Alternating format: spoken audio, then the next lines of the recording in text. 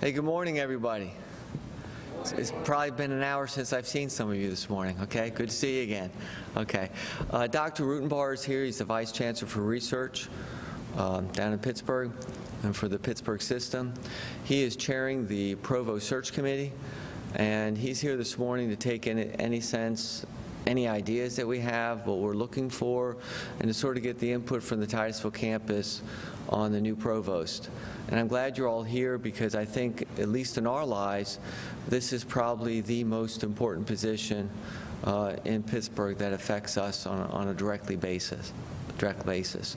So thank you for being here, and I'll let him introduce himself, and then afterwards or during, there'll be questions, and I'll be roaming around with the mic here. Okay? Okay, thanks. So thank you so much for letting me have some time to come and have a conversation with you and get your ideas about this. I am the chair of the search committee, and as David said, I'm the senior vice chancellor for research. I joined the Pitt Oakland campus in July. So I'm new to Pitt. I'm not new to the region. I was at the other school in Pittsburgh for 25 years before being at the University of Illinois for almost a decade and then getting poached back. So I'm happy to be back in a place where people don't walk into my office and say, "Why do you have a towel on your wall?" So this is it's nice to be back in the neighborhood.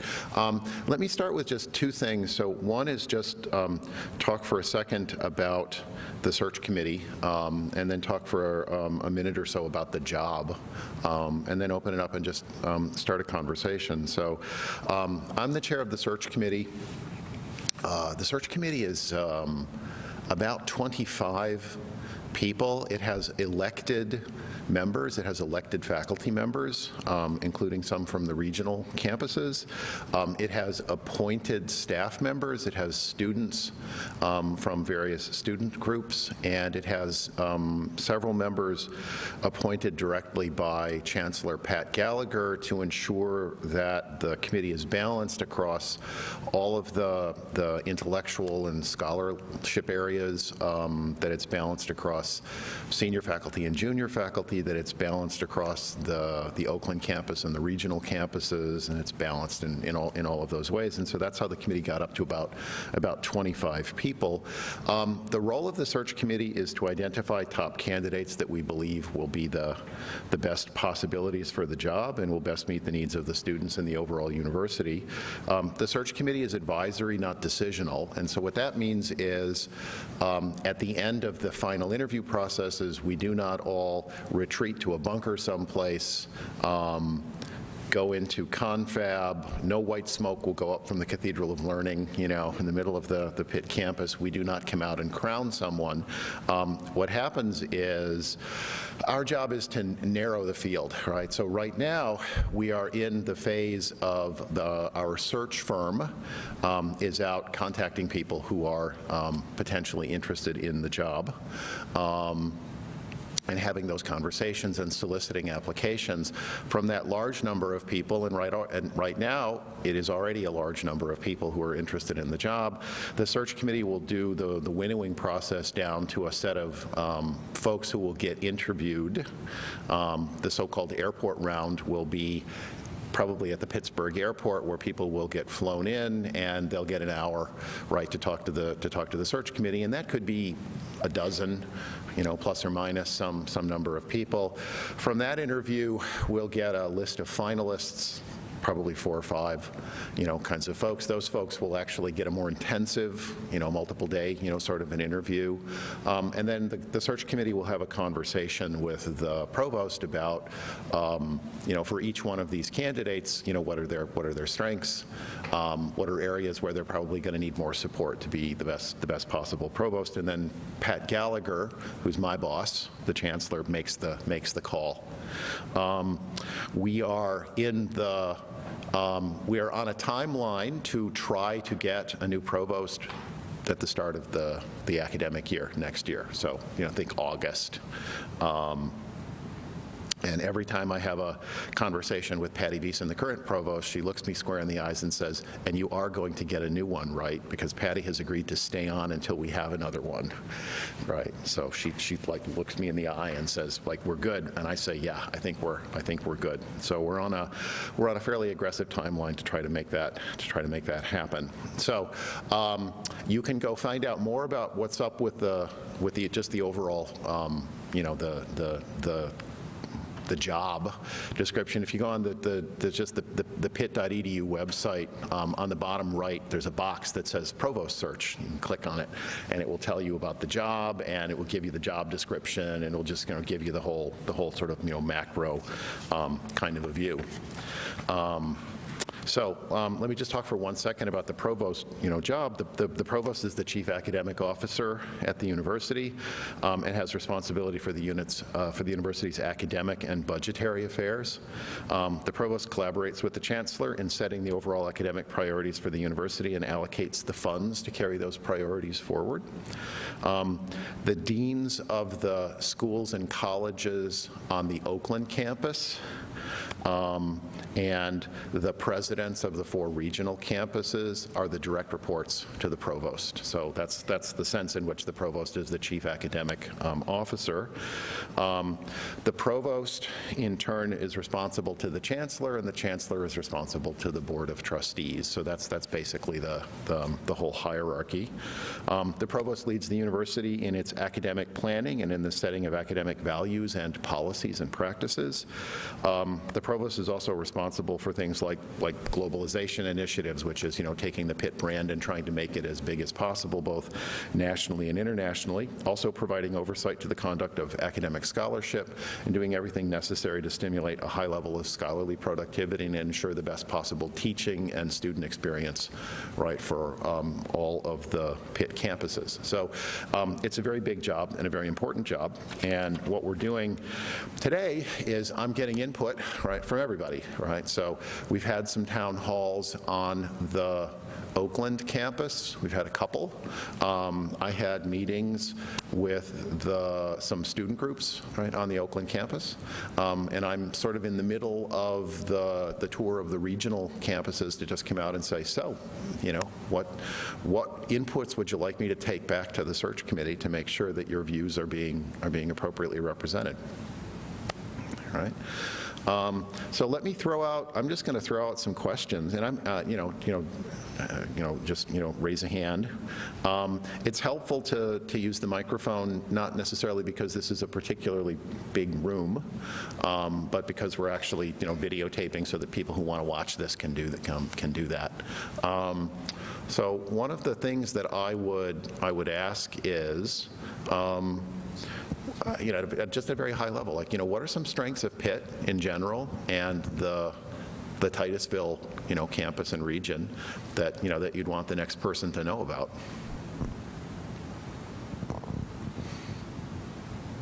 One of the things I'll also mention, and this is some context stuff, it is often the case that people who are the best candidates for the provost are not aware of the fact that they're on the job market.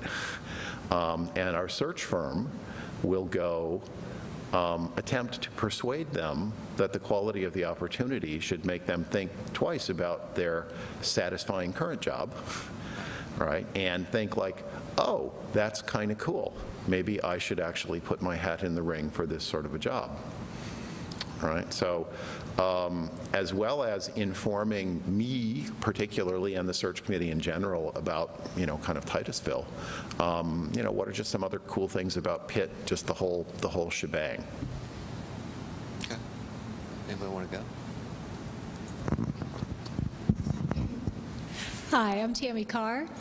I guess one of the things that I would be most concerned about and want in a provost is the fact that we are becoming a hub, and that's going to be unique to the university. Mm-hmm. So my concern is I'd like to have a provost who's going to obviously put the time in, because it's going to be time consuming. This is a new thing, and put committees here in Titusville that obviously would report back, but can do the groundwork here too. So I guess I'm looking for somebody who can delegate well and really lead us into the future and evolve higher education with a hub. So that's a main concern of mine.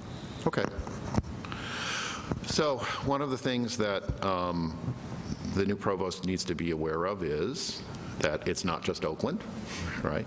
And in particular, that Titusville is moving in actually a very novel and interesting new direction, right? So it's a whole new game, and want to make sure that we get someone who's actually capable of being on top of that. Sure, very reasonable.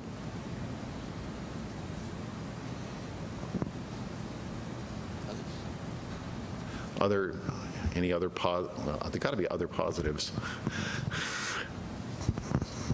I actually have a comment and a question. Sure. My comment would be that I think historically, and others could speak to this as well, this campus is small but mighty. I think we have done a lot with little as far as resources are concerned. And with this new vision, I would hope that there would be some acknowledgement of that and the resources made available to us to make that happen, to have that achieved. Then my question would be, because this is a new vision for the University of Pittsburgh, you spoke about the Pitt brand. How do you see that changing, if at all?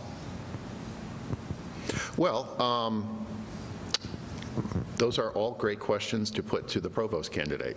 So I'm the person leading the search committee, so I don't have a good, in some sense, I'm not here to answer the question of like, what's the Pitt brand, right?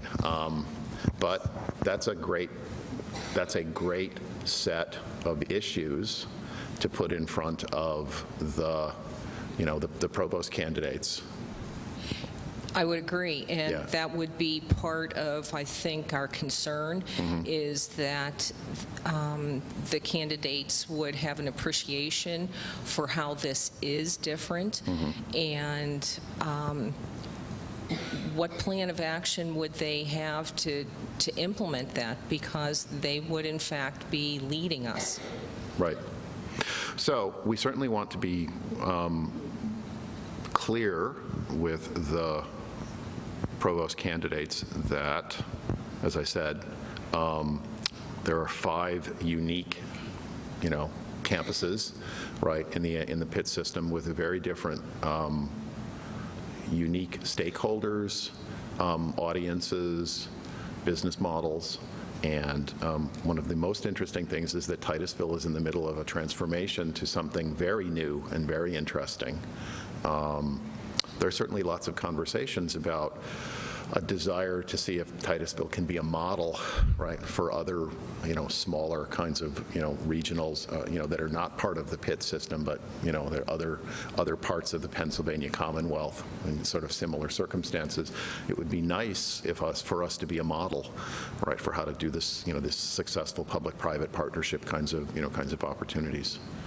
So we're certainly going to be giving the provost candidates all of the background information. I mean, there were reports about these kinds of things. There's some details about the Titusville plan. We're certainly going to be sharing those kinds of materials.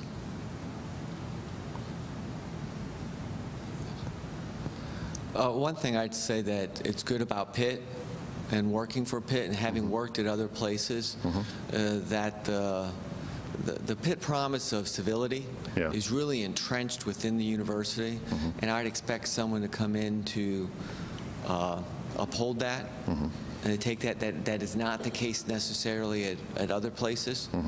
And I think that's really an important value for those of us who work here. Okay. I think in this transition period here, I think it needs to be stated quite clearly that the community has spoken quite clearly at many of these meetings that they're very happy with the Pitt brand, and I think many of us work here because it's Pitt, okay?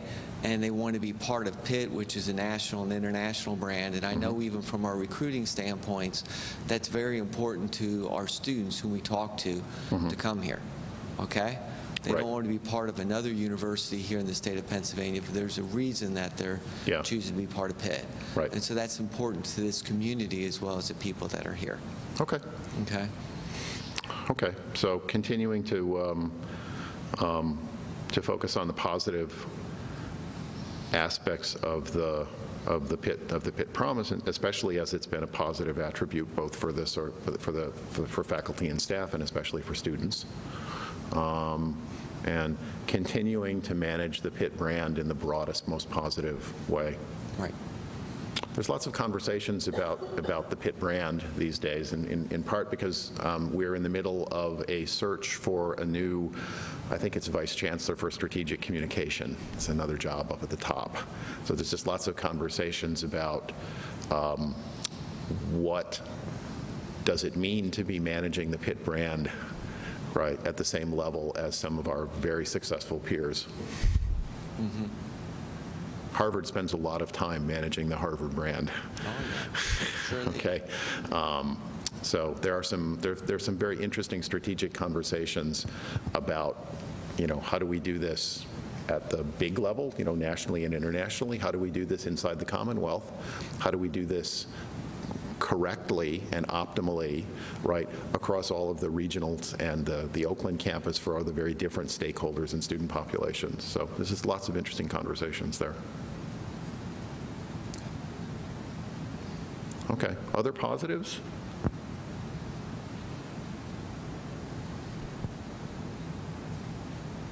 Yeah.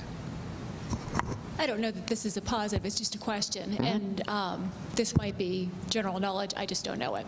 So in the search for the provost, when you have the candidates narrowed down, I'm wondering who's involved in the process, and if you do have representatives from each campus involved in that. And now when I say that, I'm assuming you'll probably say the president. The fact is that we share a president with Bradford, and he's retiring. So whoever comes in at that point to be our representative is on a learning curve in and of itself. So, and the fact that we're in a unique situation, I would hope and ask that we could have a representative specific to this campus be involved in that process. The process is formally the search committee. And the representation, like I said, the representation on the search committee is a mix of people who are elected and people who, and elected by faculty voting across everything, elected by, I think, staff voting across some staff units, elected by, well, I'm not sure elected or selected on the student side of the world. And then the chancellor appoints a bunch. I don't think there's anybody from Titusville. No, were the elections just from the Oakland faculty and staff? No. They were open to everybody? Okay. No. There are folks from, there is somebody from Johnstown, there is somebody from Bradford, I think. There's definitely somebody from Greensburg. I don't think there's somebody from Titusville. Okay. Is there room to put somebody on? No, this is done. I mean, it's done deal. Yeah, okay. It's done. Okay. Yeah. I think I'm right. I don't remember if there's some. I don't remember if there's somebody from Titusville. I don't think there's somebody from Titusville.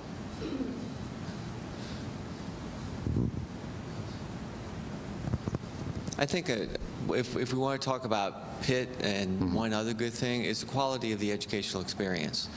And we know here on Titusville that we're not getting the students that you're getting down in Pittsburgh. Okay, our average SAT score is probably around 900, okay, et cetera. But we in a sense take that quality educational experience that's expected from Pitt and try to replicate that here. And you see that from the success of our students who go to the other campuses when they finish their 2 years.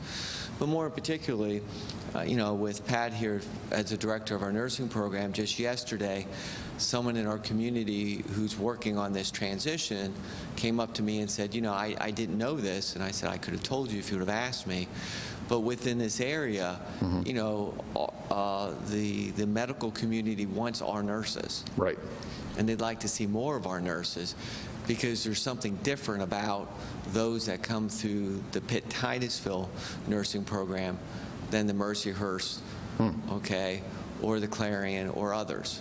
And they noticed a different sense of quality right out of the gate. Oh, interesting. And so, good to know. And it's important for the new provost to know that, but it's also that one of the good things about Pitt is the emphasis on making sure that we're providing a quality educational experience for our students, no matter what campus they're at. Okay? Even if we don't have the resources sometimes, that's always in our mind that this is Pitt and it's something a little bit different. Okay? Okay. One of the things that I think Pitt has done particularly well is focus on the quality of the educational experience. And I'm hearing a lot about the quality of the various health sciences aspects, and that's actually across all of the campuses that have health science, you know, kind of a focus. It turns out to be a pretty important anchor at a lot of the, you know, across a lot of segments of Pitt. And from our standpoint, I think I can say that we're probably the most student-centric campus of any of them. And that's probably because of our size, okay? We are really student-focused, okay? Because we have to be.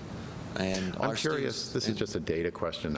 Is your student draw mostly regional? Do you get some folks from out from? 50% of our students or so are from the 6-county region. Okay. Okay, our second highest counties are Pittsburgh and Philadelphia.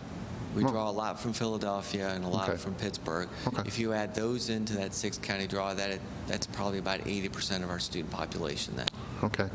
Okay. Any folks from New York, Ohio, Michigan, West Virginia? Yes, we've pulled people from Cleveland in the last few years. But those are spotty. We really don't have a state. I'd say if you really go anywhere, it'd probably be the Washington, D.C. area. Really? Oh, okay. That makes sense given the geography. It's the geography, and also if you're from Washington, D.C., they have a matching grant that students can come here and they'll get in-state tuition because of that's good to know. What D.C. will offer them. Okay. Okay. Thank you. That's good to know about the how the details of the demographics work. Right. Okay. I think another positive thing for the regional campuses, I can't speak for every department, but I know like in student affairs area, we all communicate together, and that's been very helpful amongst all of us, is that collaboration. Okay. And all of us will either pick up the phone or send an email to all of our colleagues in whichever area that is, you know, and we're all there to help along the way. Okay. So that's very helpful. Strong, positive culture of collaboration. Good thing. Other interesting positives? Usually somebody says the Steelers at this point. And then somebody else says the Penguins. I don't hear the Pirates so much. No. Other than people occasionally doing that sigh thing and shaking their head.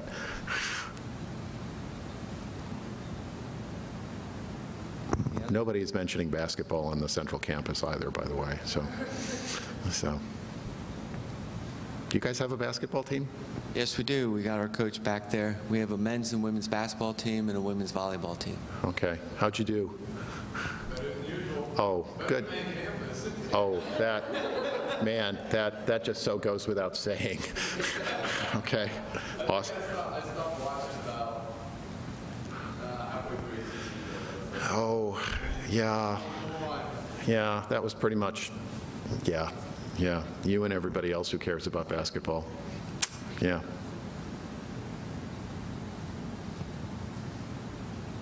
So, other interesting positives? Other challenges? I mean, obviously the transition is a big thing.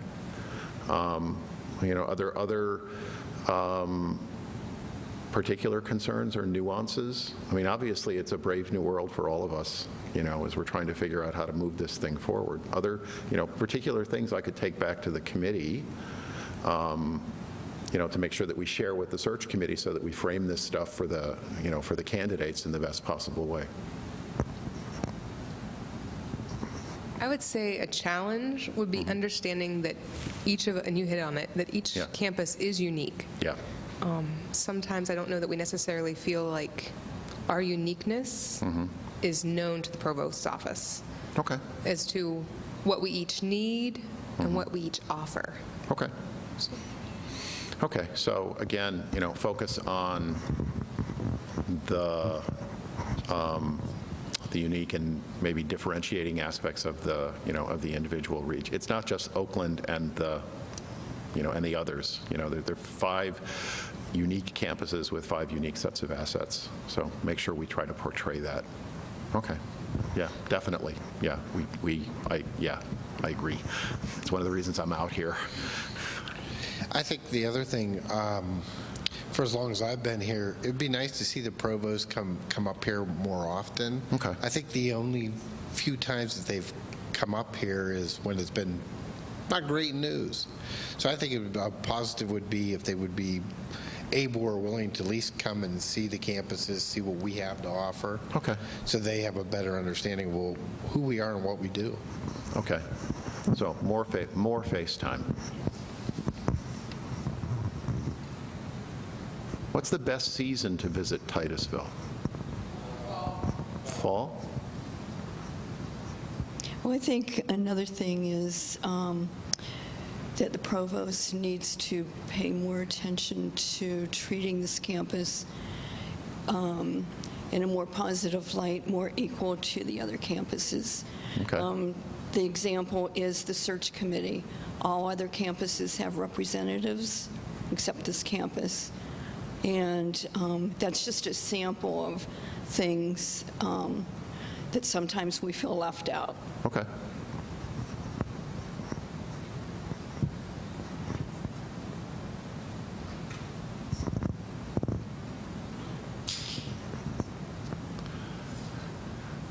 I think one challenge that the provost has to look at is on the academic side, Yep. is that we have different campuses and different schools, and sometimes moving from one to the other is a little more difficult than it should be, Okay.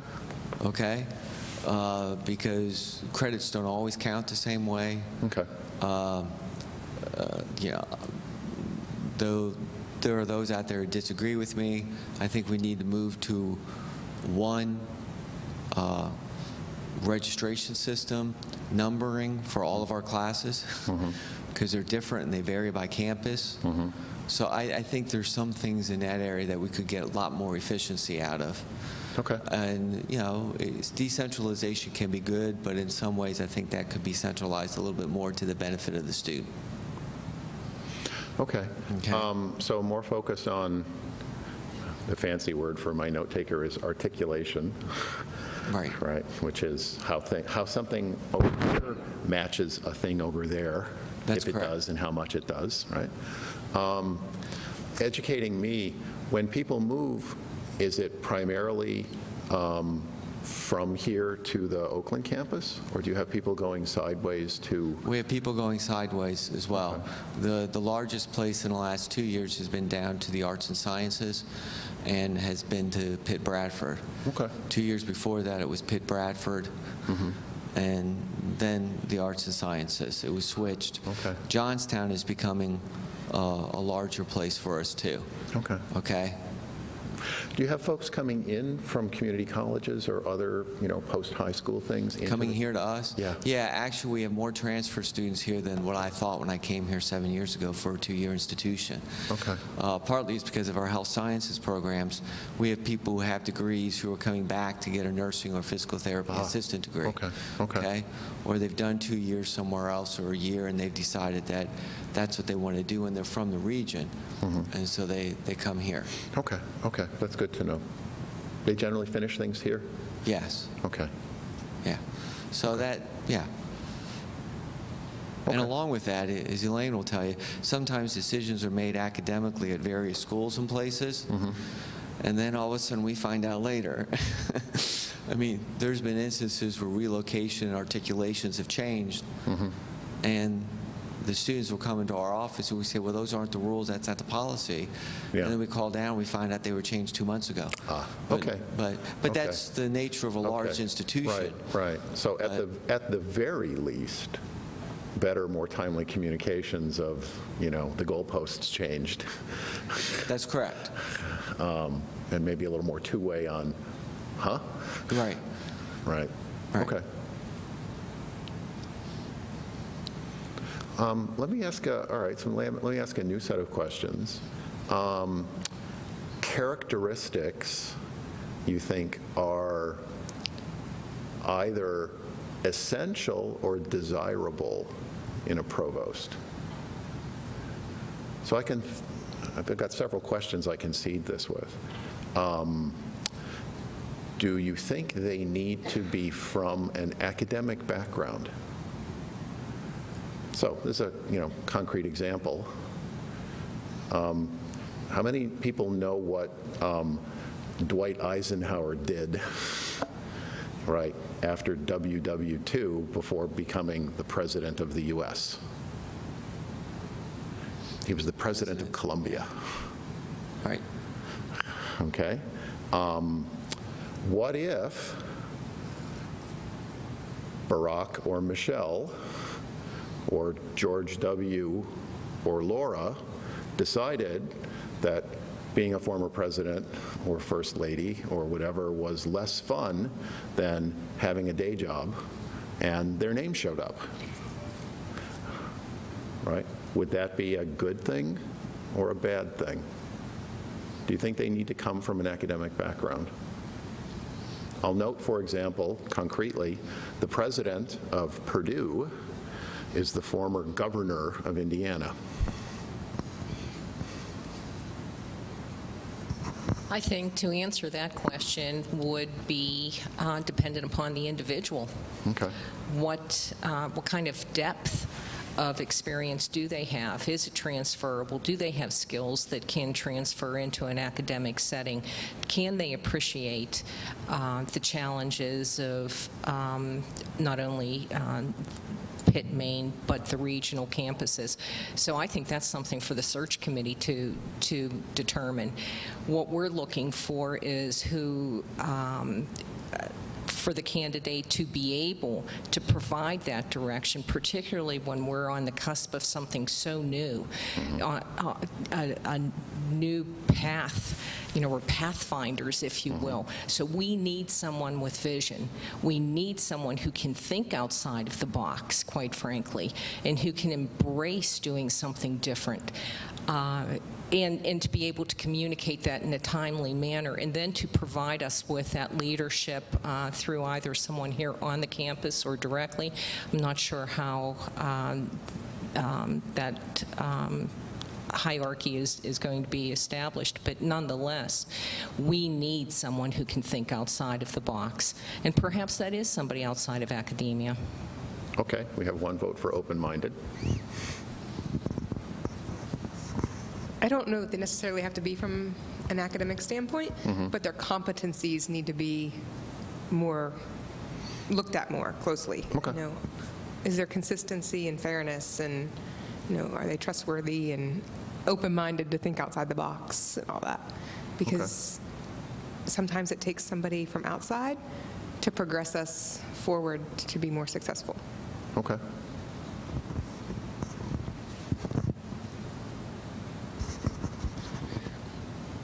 With respect to the provost and characteristics that would be desirable, I think we need somebody who can think strategically, act decisively, work cooperatively with others, who has experience in the real world. I don't think politicians really add much to that. That's not their strength.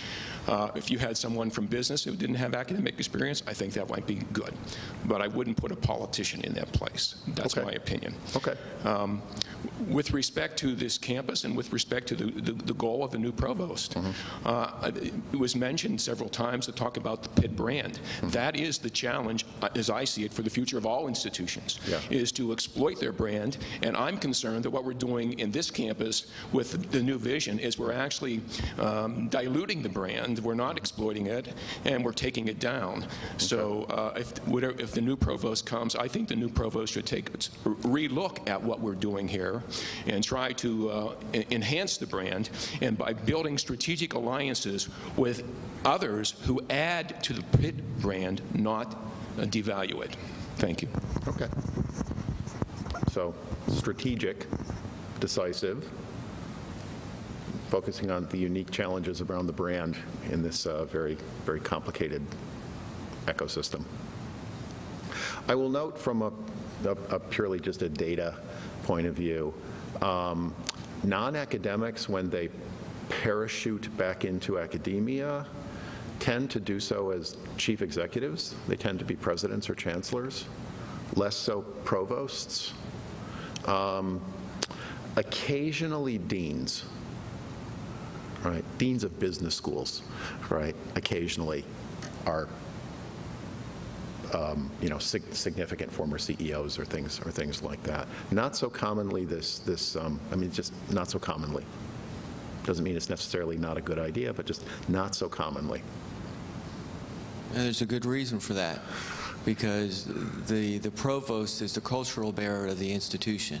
Yeah. Okay? And you have to have a deep respect for the scholarly endeavor. And that means supporting endeavors and research endeavors that may amount to nothing, but that are important to do in and of themselves. Okay? Okay. And the chief executive is not the cultural bearer of the institution. That's not the role. The provost is. And so if you go outside of academia, you have to make sure you're getting someone who will be a cultural bearer. Okay? And explain that to the executive and to others who maybe don't have that particular framework, because we have seen people coming out of academia into these positions who have failed because the cultural change has been, they've made too many mistakes because they didn't know the territory. Sure. And they just went up in flames.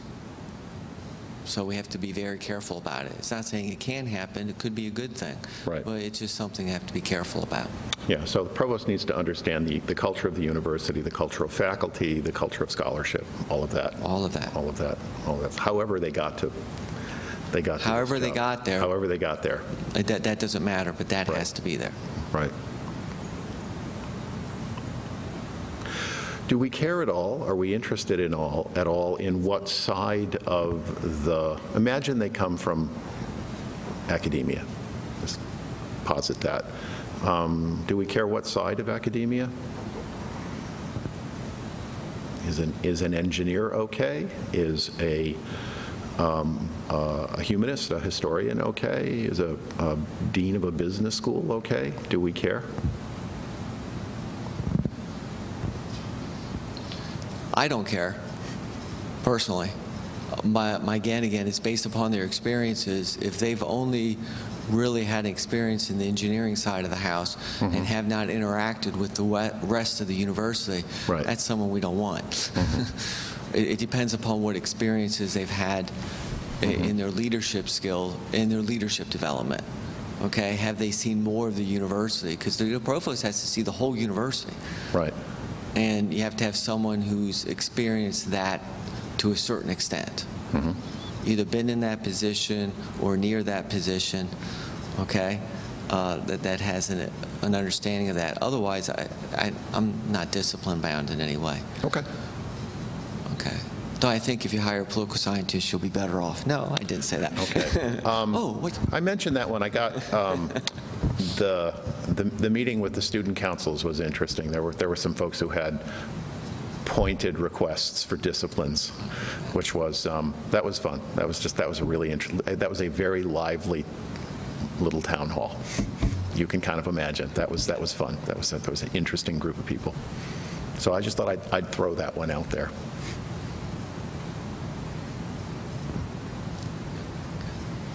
Any other characteristics? So we got strategic, we got decisive, respects the culture of faculty scholarship, teaching, I would assume, as well. But could be broad, could be from many different places. Yes?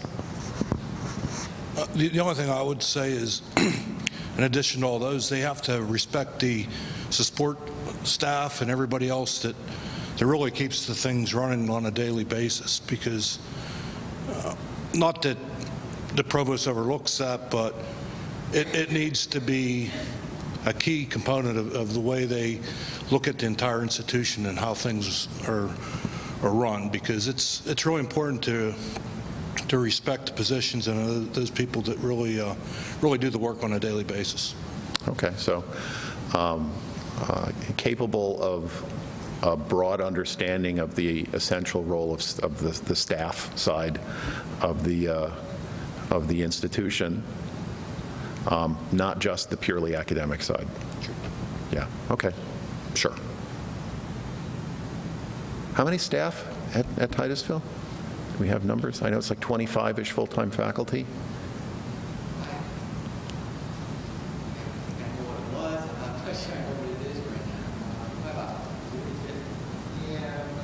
I think I heard 50. I think I heard a number like 75 or 80-ish for kind of employed persons. You know, when I was doing a little bit. Yeah, I understand that. Yeah. Yeah. Yeah. Keeps going like this. Okay. Was that the hand gesture? Yeah. That speaks to my initial comment. We are small but mighty. Mm-hmm. Our academics are proven to be successful. We do a lot with little. And please understand, and I would hope that the new provost would have an appreciation of the fact that everyone who is on this campus is fully engaged and committed to what we need to do. We're here. We'll do what we need to do. We need someone with vision. We need someone to provide strategic planning and the direction. But everyone, faculty and staff, are committed to doing what needs to be done. Okay. Strategic leader.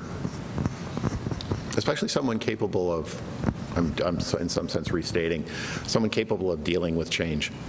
There's some very significant business model changes, compositional changes, everything, you know, partnering, you know, who's part of the hub, you know, kind of a model. It's all going to be a very interesting academic workforce development experiment.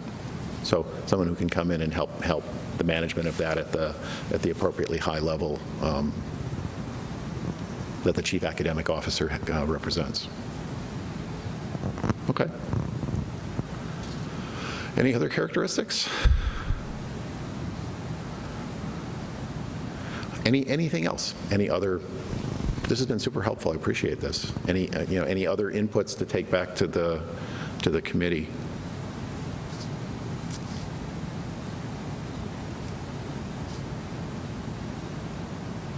Okay, hey, thank you all. I appreciate coming on and possibly taking time out of the middle of your otherwise busy, active middle of the 10 o'clock day.